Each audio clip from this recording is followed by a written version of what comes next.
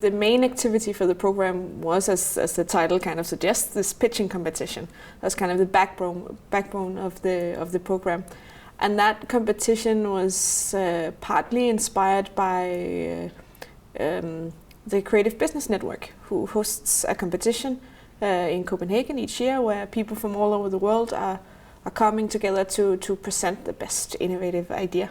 And we had been cooperating with the Creative Business Network, and we had seen how well that worked. And we wanted to, of course, make it our own and make our own spin on it, but kind of use some of the success stories from that competition and build on that. So that was the main idea behind the competition part. Then we also had invited a keynote. And the keynote speaker was a guy called Kasper, who was from Labfresh, a Danish-Dutch company. And the reason why we chose him was because we wanted a keynote that all the people coming for this, all the people participating in the pitching competitions, they were startup companies. They were very small companies that were beginning to kind of operate. And we wanted to have a keynote that was still quite young, but was a bit further in the process, so that he could come up with and explain to them like concrete experiences that he made, the knowledge that he had gained on his road, and that they could kind of relate to, because he wasn't that much further. So we didn't want to invite, like, I don't know, Bestseller, one of the biggest fashion companies in Denmark. So we wanted someone that could kind of meet them where they were and that could explain how this road could work, and who also had this.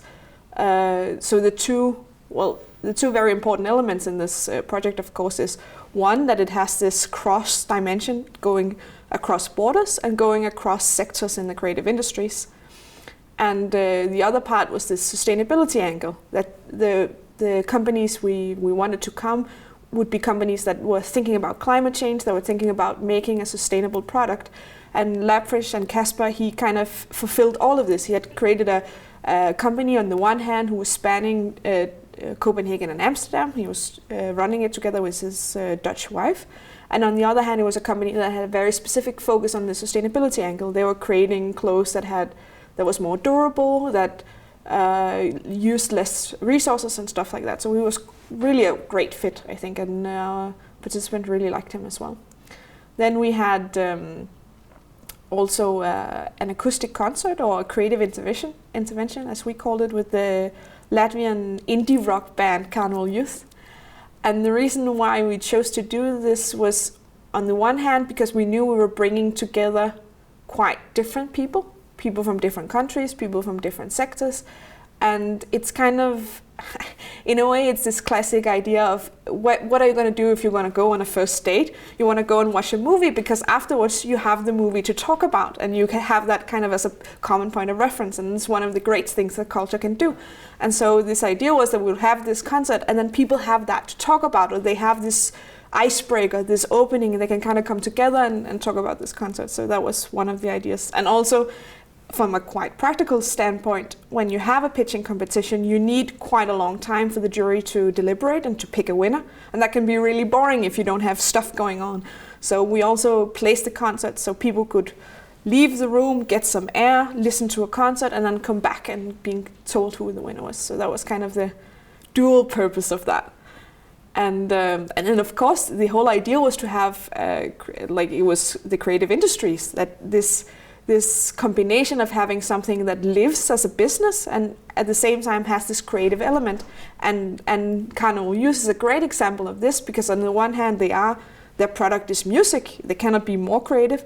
On the other hand, they're kind of actually running their band as a company, and they're also a part of the Latvian incubator.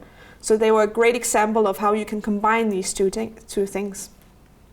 Then we had one of the most important aims of this whole project was to bring people together, to allow them to network, to allow them to start new collaborations. So of course, throughout the program, we had a reception, we had coffee breaks, we had different things happening where people could kind of just have time to find each other and talk. That was also quite important for the program.